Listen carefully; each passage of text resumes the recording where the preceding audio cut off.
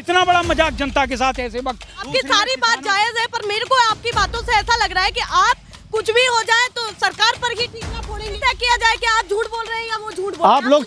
आप लोग चलो। जनता को फायदा तो पूरा दिखाई दे रहा है और व्यापारियों को तो इतना दिखाई दे रहा है कि लॉकडाउन के अंदर लाठी डंडों से व्यापारियों का स्वागत करा गया है। अब हम बनेंगे, आपकी ताकत नहीं रुकेंगे, नहीं थकेंगे। और यूपी का भ्रमण मेन मुद्दे पे आता हूँ। मेन मुद्दा ये है जो सत्यप्रकाश अग्रवाल जी इतना अच्छा काम कर पाते हैं, अगर आप कैंट विधानसभा के निवासी हैं, अगर आपके घर में कोई बर्थडे पार्टी है तो आप माननीय विधायक जी को बुला सकते हैं। कोई शादी है तो देगा। आप अगर 1 लाख रुपए एक युवाओं को देने का काम करें। दबाते वक्त बहुत लोगों का कहना कि किसी ना किसी को तो दे ही देंगे वोट, तो वो वोट जो होता है वो बहुत अहम होता है। घर संभाल पा रही हैं आप, अपना राज्य नहीं संभाल पा रहे हैं क्या? यहाँ के विधायकों का नाम भी नहीं पता लोगों को। इसी बात की इनको लगता है कि इनके विधायक जी मिस्टर इंडिया बन करके विधायक लुप्त हो चुके हैं, लुप्त किसी काम के नहीं है। सही बात है, आम जनता कहाँ जाए? माइक तो आता ही नहीं है इनके पास।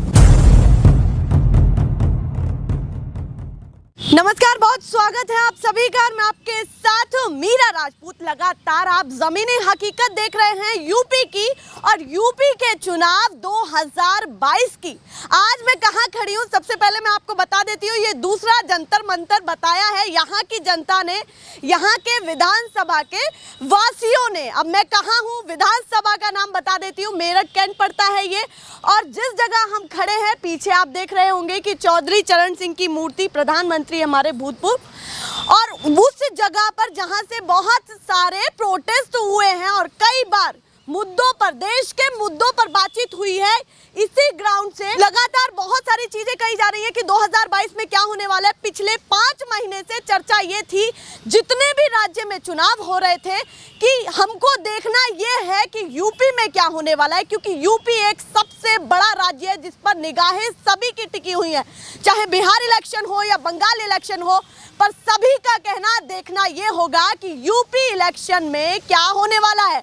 अब नेता लोग तैयार हैं तो हम क्यों ना तैयार हो, जनता के साथ हम भी तैयार हैं, माइक लेकर के लल्लन टॉप तरीके से कि लोग क्या कहने वाले हैं और किसकी पोल खुलने वाली है। सीधे इन लोगों से बातचीत कर लेते हैं। सबसे पहले मैं महिलाओं से शुरुआत करूंगी। ये पद बहुत बड़ा है, तो मेरठ कैंट पर क्या दिख रहा है जमीनी स्तर पर? क्योंकि तो विधायक है, उनको ये कहा जाता है, जैसे मैंने अभी सुना, ऑफ कैमरा सुना, कि वो एक ऐसे विधायक हैं जो जवानी से बुढ़ापे का समय आ चुका है। पर देखना ये होगा कि विधायकी के पद को कितना संभाल पाए हैं और उसकी गरिमा को कितना लगातार जो है बरकरार रख पाए, ये बताइए। नहीं, विधायक जी ने यहाँ मेरठ में ऐसा कोई भी अपने स्तर से कार्य नहीं किया है, और बीजेपी के राज में सिर्फ शोषण के अलावा और कुछ नहीं हुआ है। महिलाओं लगता है क्योंकि वो तो लगातार कामों की लिस्ट दिखाते हैं, विकास की लिस्ट दिखाते नहीं, देखिए, हर इंसान, कोई भी चोर अपने आप को चोर तो नहीं कहता है। तो वही काम यहाँ हो रहा है कि अपनी कमियां ना गिनवा कर अपनी खूबियां गिनवाई जा रही हैं, और समाज में जो मैसेज जा रहा है, लोगों के साथ जो हो रहा है, उसको नहीं दिखाया जा रहा है, केवल अपनी खूबियां बताई जा रही हैं। ये काम तो सिर्फ मेरठ की या यूपी की जनता ही आपको बता सकती है। क्षेत्रीय मुद्दों की बात करूं कि विधायक जी ने, सत्यप्रकाश अग्रवाल जी ने यहाँ पर क्या कुछ काम किया है अपनी विधानसभा में, और एक बड़े पद को संभालते हुए, तो क्या कहेंगे? नहीं, हमारी नजर में तो कोई काम नहीं किया है। महिलाएं सुरक्षित नहीं है, सबसे बड़ा मुद्दा होता है महिलाओं की सुरक्षा का, और जब जिस क्षेत्र में महिलाएं सुरक्षित नहीं है, वहाँ कुछ नहीं है। 2 बड़ी चीजें यहाँ पर रखी है कि महिला सेफ्टी को यहाँ पर कितना ध्यान रखा गया, उस पर कितना काम किया गया। दूसरा, महंगाई को लेकर के भी जिक्र किया है कि उसके कारण कई ऐसी चीजें हैं जिन पर प्रभाव पड़ा है। सीधे सीधे एक महिला बता रही है कि क्या कुछ आपने देश की या फिर अपने राज्य की गृहस्थी को संभाल करके रखा हुआ है। नेता लोगों से ये इनका सवाल है, और सही बात है, एक घर संभाल पा रही हैं आप, अपना राज्य नहीं संभाल पा रहे हैं क्या? सही बात है, अपने विधानसभा में आपने क्या काम किया, ये बड़ी चीज यहाँ पर जानने के लिए होगी। सरदार जी, आपको क्या लग रहा है कि कितना काम बीजेपी सरकार कर पाई, या पिछली सरकारें का अभी हिसाब लिया जाएगा, क्योंकि हमेशा बीजेपी पर ठीकरा फोड़ा जाता है? तो मैं सीधे ये भी पूछूंगी, उन्होंने, पिछली सरकारों ने क्या किया, उनके मुकाबले बीजेपी ने क्या किया? मैं मेरठ से जिलाध्यक्ष हूँ, मेरठ व्यापार मंडल से, यहाँ पर व्यापारियों की लड़ाई लड़ता हूँ। पहले मैं आपको बताना चाहूँगा कि जो लॉकडाउन के दौरान व्यापारियों के ऊपर डंडे बरसाए हैं बीजेपी सरकार ने, ये आने वाले कई युग भूलेंगे नहीं व्यापारी। शोषण इस प्रकार का हुआ है कि किसी आदमी ने अपनी बैंक के लिए, पासबुक के लिए दुकान का शटर खोल दिया तो पुलिस ने आके डंडे मारने शुरू कर दिया। ये भूलने की नहीं। व्यापारी जो कि सेल टैक्स देता है, इनकम टैक्स देता है, जीएसटी टैक्स देता है, जिससे देश का अर्थव्यवस्था चलती है, वो व्यापारी डंडों से पिटा है सिर्फ इस वजह से कि वहाँ पर या तो पैसे दो या फिर मार खाओ। या फिर ये देखा, कहीं ना कहीं ये भी बहुत सारी चीजें दिखाई गई कि देखिए कोरोना चल रहा है, उसकी गाइडलाइंस को पालन नहीं किया, इसीलिए सरकार को जबरन कुछ चीजें उठानी पड़ी। ये सही है या जो आप नहीं, पर मैं कह रहा हूँ कि सारे गाइडलाइंस सारे व्यापारियों ने मानी, पर अगर एक व्यापारी को किसी जरूरत से अपनी पासबुक निकालनी है, दुकान से कागज निकालने हैं, बिजली का बिल निकालना है, या कोई अगर 5 मिनट के खोल लेते पुलिस वाले कुत्ते की तरह उसे मारते हैं, क्या व्यापारी की यही इज्जत है?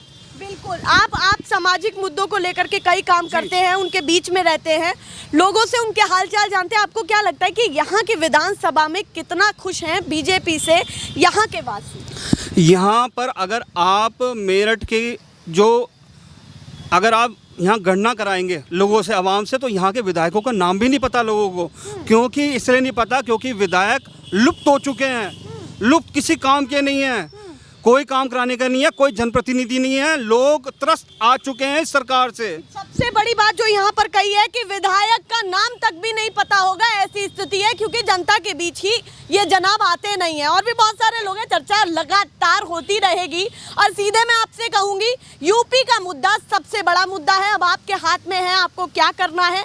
और मैं ये कहूंगी किसी एक पार्टी पर या किसी पर भी ऐसे भरोसा मत करिए, सबसे पहले मुद्दों पर बातचीत कीजिए, सर्वे करिए कि किसने आपके लिए कितना काम किया और कौन कितना सजग रहा, चाहे वो सत्ता पक्ष हो या फिर विपक्ष हो। आपको ये तय करना पड़ेगा कि आपके लिए कौन सही है और कौन गलत है, कुछ काम काज को साइड रख करके भी, क्योंकि बटन दबाते वक्त बहुत लोगों का कहना कि किसी ना किसी को तो दे ही देंगे वोट, तो वो वोट जो होता है वो बहुत अहम होता है। सीधे मैं आप पर आती हूँ, युवा को क्या लग रहा है कि इस बार जो है 2022 में क्या कुछ होने वाला है? योगी जी आएंगे, अखिलेश यादव, या फिर जो गठबंधन लगातार ये दावा कर रहे हैं कि हम ही आएंगे गठबंधन के साथ, उनका कुछ लग रहा है? देखिए मैडम, अगर जो युवा है, आज युवा की स्थिति ये है कि उसको कोई मतलब नहीं है कि कोई भी आए, उसे अपने रोजगार से मतलब है। और पिछले 5 साल के अंदर योगी जी जब से प्रदेश की कमान संभाली है, एक भी भर्ती ना पूरी की है, ना उसका परिणाम घोषित किया है। विद्यार्थी परिषद जो भारतीय जनता पार्टी की छात्रों की राजनीति करने वाला संगठन है, वो ये कहता है प्रवेश परीक्षा और परिणाम, और ये सरकार तीनों ही चीज में फेल हुई है ना। प्रसाद मौर्य तो ये कह रहे हैं, उप मुख्यमंत्री केशव प्रसाद मौर्य कह रहे हैं किसानी हो, बेरोजगारी हो या शिक्षा का मुद्दा हो, सभी को हम लोगों ने आगे रखा है और खूब काम किया। मैडम 2 अधीनस्थ चयन सेवा आयोग उत्तर प्रदेश लखनऊ के अंदर आयोग है, आप डाटा उठा के देख लीजिए। 2016 अखिलेश सरकार के अंदर भर्ती निकली थी, ना वो पूरी की गई। 2018 में इनकी भर्ती निकाली गई थी, जेई की भर्ती, ना वो पूरी की गई। 18 से अब ये टाइम आ गया, अभी तक ना उसका पेपर हुआ, ना परीक्षा हुई, ना उसका परिणाम घोषित हुआ। सर्वे देखा जाए तो कुछ और ही है। और युवाओं की स्थिति मैं आपको बताता हूँ, क्योंकि मैं भी एक युवा स्तर का आदमी हूँ। युवाओं की स्थिति ये है, अगर युवा की जेब में 1000 का नोट है मैडम, तो युवा के पास पूरा महीना चलाने के लिए अगर पूरा महीने के लिए 1000 रुपए हैं, और अगले ही दिन सरकार अगर जुमला रूपी कोई फार्म निकाल देती है और उसकी कीमत 1000 रुपए होती है, तो युवा अपना पेट काट कर उस फार्म को भरने का काम करता है। लेकिन उसके बाद भी ये सरकार उसका ना परीक्षा कराती, ना परिणाम कराती है। युवाओं के साथ ये खिलवाड़ करने का काम कर रही है। ये बड़ी बात है कि कैसे स्थिति संभाली जाती है अपनी और अपने परिवार की, वो उन्हीं लोगों को पता होता है। तो क्यों इन लोगों के साथ अन्याय हो रहा है? क्योंकि मुद्दे तो होंगे, मुद्दों पर बातचीत भी होगी, महिला वर्ग हो या फिर युवा वर्ग हो या फिर वो लोग जो समाज के बीच में रह करके लोगों की मदद कर रहे हैं, वो लोग हो, सभी से बातचीत होगी और ये जाना जाएगा कि सत्ता पक्ष पिछले 5 साल से क्या कुछ कर रहा है। जो दावे लेकर के आया कि जो पिछले 70 साल में कभी नहीं हुआ देश में या राज्य में, वो हम करके दिखाएंगे। तो ये तो देखना वाकई बहुत जरूरी हो जाता है कि यूपी में आपने क्या कुछ किया है। अब आप बताइए, जल्दी बोलिए मैडम। अगर हम देखें स्थिति, मैं कहूं कि सरकार के बारे में आपको 2 लाइन्स बोलनी है कि भाई आपने ये काम किया, तो आप क्या? मैडम, सरकार ने केवल कागजों में काम किया है, जमीनी स्तर पर कोई काम नहीं। और छात्र, युवा, नौजवान के लिए कभी इन्होंने काम नहीं करा। कारण सिर्फ ये है क्योंकि ये कभी छात्र खुद रहे नहीं क्योंकि अगर छात्र होते तो छात्रों का दर्द समझते, कभी शिक्षा खुद करी होती तो शिक्षा छात्रों का दर्द समझते। हमेशा मंदिरों में घंटे डंडे बजाए हैं तो केवल उसी चीज़ पर काम करते हैं, ना कि कभी छात्रों नौजवानों के लिए सोचते हैं। और अगर मोदी जी संसद के अंदर कहते हैं या अमित शाह जी कहते हैं कि छात्र नौजवान एक उसका पकोड़े का ठेला लगा ले, तो मैं इन्हें बता देना चाहता हूँ पकोड़े का ठेला लगाने के लिए भी जिस माँ बाप ने अपने बच्चे को ग्रेजुएशन कराई हो, पकोड़े का ठेला लगाने के लिए भी महोदय आज के डेट में 1 लाख रुपए का कार्य लगते हैं। बड़ी बात उसे कौन देगा? आप अगर 1 लाख रुपए एक युवाओं को देने का काम करें तो मैं आज गारंटी लेता हूं 10,000 युवाओं को आज मैं पकोड़े का ठेला लगाने का काम करवाऊंगा। बिल्कुल सही बात है। उसका कुछ प्रैक्टिकल जो आपने बातें बोली है वो प्रैक्टिकल तौर पर क्या होने वाली है, क्या हाल होने वाला है, क्यों जो है उन्हीं मुद्दों को लिया जा रहा है जो मोदी जी ने कहे।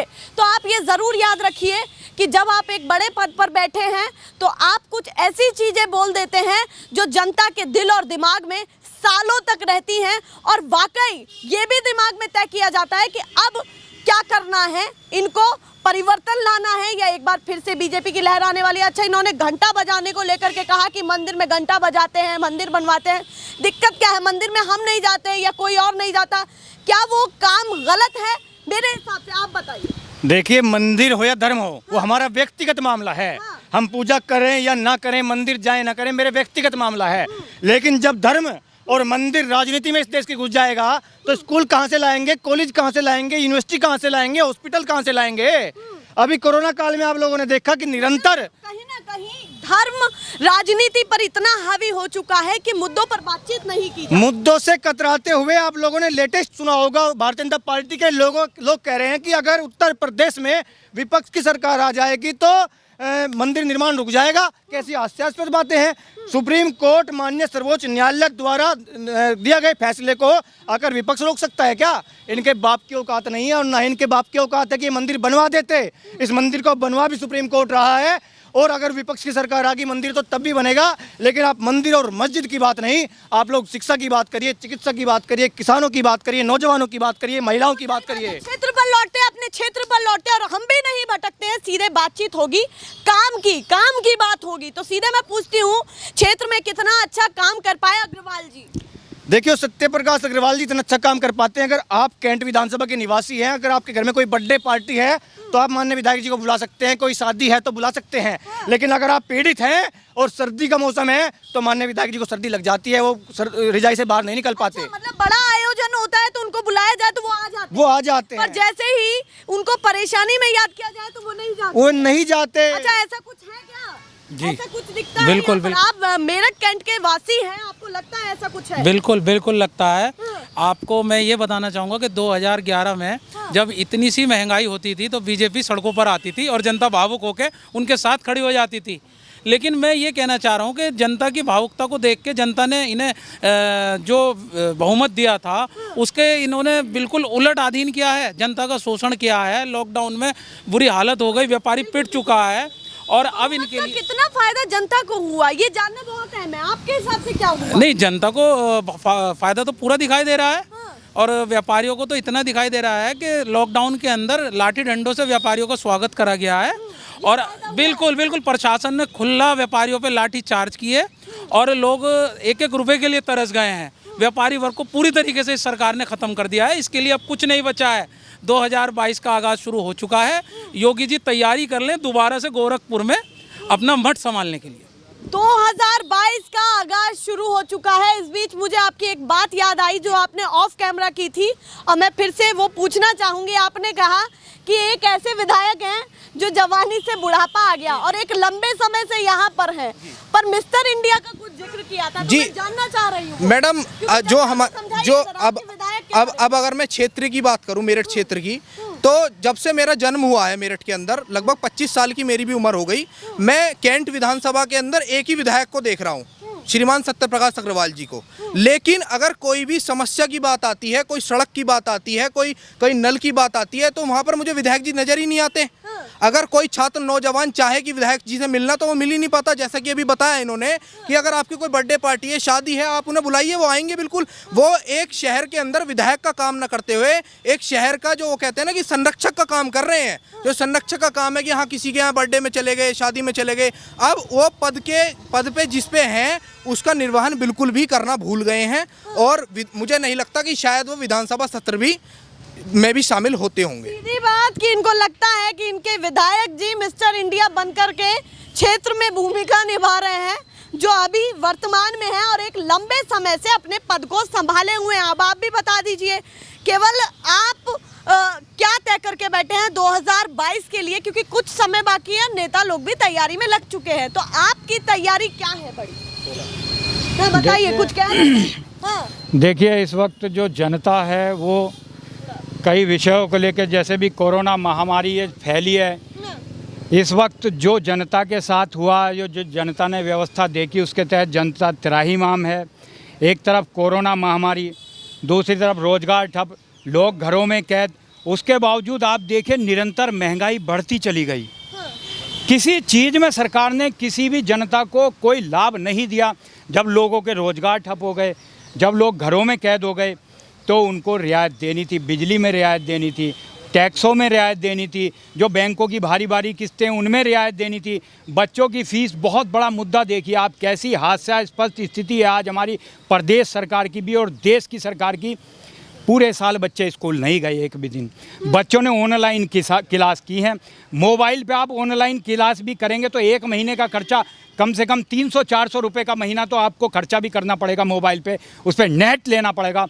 उसके बावजूद आंखें बच्चों की कमजोर हुई, उनके इलाज कराने पड़े। ये तो बेसिक एक नहीं है, चीज ये बहुत उसके बावजूद सरकार ने निजी स्कूलों को ये छूट दी कि पूरी फीस वसूलें, ऑफलाइन वाली जो फीस होती है सारे शुल्क वो लिए, और सरकार का नियंत्रण, सरकार का समर्थन है उसके लिए। कितना बड़ा मजाक जनता के साथ ऐसे वक्त जब लोग आत्महत्या को मजबूर हैं, रोटी को मजबूर हैं, अपने रोजगार को ठप करे बैठे हैं, ऐसे में आप पूरी फीस दिलवा रहे हो बच्चों से। सही बात है। देखिए आपकी सारी बात जायज है, पर मेरे को आपकी बातों से ऐसा लग रहा है कि आप कुछ भी हो जाए तो सरकार पर ही ठीकरा फोड़ेंगे कि कुछ भी बिल्कुल हो जाए ऐसी बात नहीं सरकार है, सरकार बिल्कुल ऐसी बात नहीं है। हम ही लोगों ने सरकार बनाई थी, हम ही ने वोट दी थी, किसानों ने वोट दिया। आप एक बात देखिए, इन सरकार ने कहा था जब हम सरकार में आएंगे तो उत्तर प्रदेश के समस्त किसानों का कर्जा माफ़ करेंगे। क्या समस्त किसानों का कर्जा माफ़ कर दिया? क्या उन्होंने वादा पूरा कर दिया? दूसरा, उन्होंने एक बात और कही थी, 14 दिन के अंदर हम गन्ने का भुगतान कराएंगे। आप पूछिए उत्तर प्रदेश सरकार से, क्या 14 दिन में गन्ने का भुगतान करा दिया? क्यों हो रहा है आंदोलन गन्ने भुगतान के लिए? आगे आइए आप, सरकार ने ये कहा था, ये वादा किया था कि किसानों को हम बिना ब्याज वाला लोन देंगे। पूरी पेनल्टी ब्याज ली जा रही, सारी किस्तें ली जा रही, कहाँ छूट दी सरकार ने? और बिजली की आप दरें पूछिए उत्तर प्रदेश में, जबकि दिल्ली में आप देखिए बिजली 200 यूनिट तक निःशुल्क है, और हमारे यहाँ दरें कहाँ पहुँच गई? बहुत ऊंची दरें किसानों को देनी पड़ रही हैं। और जो किसान जो अगर बिल नहीं देता है उसका उसके साथ उत्पीड़न किया जाता है, मुकदमे दायर होते हैं, उसकी लाइन काट दी जाती। और ये बताना चाहता हूँ मैं, इस देश का किसान वो है जो घाटे में भी खेती करके जब जब इस देश को अन्न की ज़रूरत पड़ती है तब तब वो अन्न देता है, और अपने बच्चों को चाहे खुद भी मर जाता है लेकिन पीछे नहीं हटता। सरकार का कोई फ़र्ज नहीं। बहुत ऊंची ऊंची तनख्वाहें और बहुत ऊंची ऊंची इन्हें सुविधाएं मिलती हैं विधायकों को, सांसदों को, इसलिए इन्हें जनता का दुख और दर्द मालूम ही नहीं है। चलिए, आपने किसानों की बातचीत करी, 1 मिनट आपको भी देती हूँ। मैं पूछना चाहती हूँ आपसे, किसानों के मुद्दे को लेकर के आप लगातार उनके बीच में रहे और यहाँ पर अब मुझे दिखे हैं, तो मेरे भी दिमाग में एक जहन में एक सवाल आया है कि सरसों के तेल जैसे रेट उसका बढ़ते जा रहा है। आपने खूब डिंडोरे पीटे कि भाई साहब हमारे लिए तो कुछ किया ही नहीं गया, किसानों के लिए कुछ नहीं किया गया। अब तो पेट्रोल डीजल से ज़्यादा महंगा तो सरसों का तेल है। आपके लिए कुछ तो किया जा रहा है, कहीं तो तारीफ कीजिए। हमारे लिए ये किया जा रहा है कि जिस लड़ाई को हम लड़ रहे हैं वो लड़ाई आप सबके सामने आ गई, काला बाजारी की। किसान की सरसों महंगी नहीं बिकी, किसान की सरसों वही बिल्कुल गिरे हुए दाम में बिकी है, और किसान उसी सरसों का बना हुआ तेल 200 रुपए किलो। ये कौन सी मार्केट है? इसी काला बाजारी के खिलाफ इस देश का किसान आंदोलन कर रहा है। कैसे तय किया जाए कि आप झूठ बोल रहे हैं या वो झूठ बोल रहे हैं? आप लोग चलो मंडी में, पता चलेगा कि वहाँ पर हमारी सरसों को खरीदने वाला भी कोई नहीं है। हमारी सरसों को भी कोई खरीदने वाला नहीं है, और जो बिक्री है 10 रुपए किलो, 12 रुपए किलो, 15 रुपए किलो, और सरसों का तेल 200 रुपए किलो। आखिर वो सरसों से तेल बनाने की विधि में इतना खर्चा आ रहा है कि 170-180 रुपए इसमें लग रहे हैं। हमारे तक पहुंचने में उसी सरसों को 200 रुपए किलो भाव हो जाता है। बिल्कुल सही बात है, सभी चीजों की तहकीकात की जाएगी और ये एक बड़ा मुद्दा है क्योंकि इस समय सबके दिमाग में, आम जनता के दिमाग में ये आ रहा है कि डीजल पेट्रोल भी इतना महंगा नहीं है जितना महंगा सरसों का तेल है। कैसे इतना महंगा हो गया भैया? तो क्या किसानों के लिए सब फायदे पहुंचा दिए? अब आप बताइए। मैडम मेन मुद्दे पे आता हूँ। मेन मुद्दा ये है कि यहाँ मेरठ और उत्तर प्रदेश की जनता ने सरकार को ये सोच के जिताया था कि भाई सरकार हमारा बुरा वक्त आएगा, परेशानी दुख दर्द होगा, ये हमारी मदद करेगी, हमारी सहायता करेगी। परंतु ऐसा कुछ नहीं हुआ, बल्कि सहायता करने के नाम पे कोरोना काल का डर दिखा के टू व्हीलर आप वाहनों के चलानों को देख लो, फोर व्हीलर के चलानों को देख लो, दुनिया भर के कर दिए। मास्क के नाम पे 1-1 हज़ार 2-2 हज़ार, जो गरीब आदमी का काम ही नहीं है वो अपने टू व्हीलर फोर व्हीलर पे या मास्क के नाम पे चलान के पैसे कैसे देगा? आप क्या काम करते हैं? मैं तो गरीब कामगार मजदूर हूँ, नौकरी करता हूँ प्राइवेट नौकरी करते हैं। तो आपको क्या लग रहा है कि प्राइवेट नौकरी करके ऐसे ही जो तमाम लोग होंगे वो किन किन परेशानियों से जूझ रहे होंगे जो बता ही नहीं पा रहे और माइक देखिए जी, नहीं आ पा रहे। 50% 60-70% लोगों को तो काम वालों ने निकाल दिया या फिर एज ए इस समय सस्पेंड चल रहे हैं कि काम पे नहीं आना, ना तो उनको सैलरी मिल रही है, जिसकी गुंजाइश है किसी को 10-20% मिल रहे हैं, बाकी बेचारा आदमी अपने घर पर बैठा है। वो दर की ठोकरे जो प्राइवेट ठोकरे। और एक मेन बात जो असली बात है मुद्दे की, 2 बात मैं कहना चाहूँगा। उस बुरे वक्त में जब जनता समाज जिन्होंने सरकार बनाई है सोच के कि हमारी मदद करेगी, जब जनता समाज को उनकी मदद की जरूरत थी, कोई विधायक, कोई सांसद, कोई जनप्रतिनिधि सरकार का जनता के साथ नहीं था। कोई सामने छात्रों ने, कई स्कूल, प्राइवेट स्कूल वालों ने बच्चों को, माँ बापों को, अभिभावकों को बेइज्जत करके स्कूल से निकाल दिया। सही बात है, आम जनता कहाँ जाए? माइक तो आता ही नहीं है इनके पास, तो बातें कैसे निकले इनके साथ से? आप कहते हैं आम जनता बहुत खुश है, तो ये भी आम जनता है, ये भी वोटर है, ये भी बटन दबाएगा, यूपी में बटन दबाएगा, आपको जिताएगा। तो अब ये भी तय करेगा कि आपने क्या काम किया है, उसके हिसाब से मोल भाव भी होगा। अब आप बताइए सर। मैं आपको बताना चाहूँगा कि मेरठ ज़िले का अगर आप भ्रमण करेंगे, आप अपने कैमरे को लेकर हर चौराहे पे पुलिस वाले साइड में दिल्ली नंबर गाड़ी, गाजियाबाद नंबर गाड़ी, मुजफ्फरनगर गाड़ी वाले साथ में रोक लेते हैं और उनसे उगाही करते हैं। मेरठ वालों से को नहीं रोकते क्योंकि पता है मेरठ वाले नेता हैं, या किसी न किसी को बुला लेंगे या कुछ ना कुछ ड्रामा कर देंगे। पर जो वहाँ से गाड़ियाँ आती हैं उनसे उगाही का काम, जो आप किसी भी 2 नंबर उगाही का काम है, कागजों के नाम पे उगाही करते हैं प्रशासन। मैं आपको बता दूं कि राष्ट्रीय अध्यक्ष प्रगतिशील समाजवादी पार्टी शिवपाल चाचा ने ये कहा है कि जो लोग ये भ्रष्टाचार का काम कर रहे हैं उनकी लिस्ट बना लो, उनकी जैसी सरकार में मुख्यमंत्री बनेंगे ऐसे लोगों को सस्पेंड करके इनकी नौकरी तक आई जाएगी। और दूसरी बात मैं आपको बता दूं कि जो इस टाइम किसानों का मामला चल रहा है, आज भी किसान यहाँ पर दरौला स्थित टोल टैक्स पे हजारों के साथ राकेश टिकैत के बड़े भाई अपने ट्रैक्टरों के साथ ट्रॉली लेके निकल रहे हैं। अगर आप वो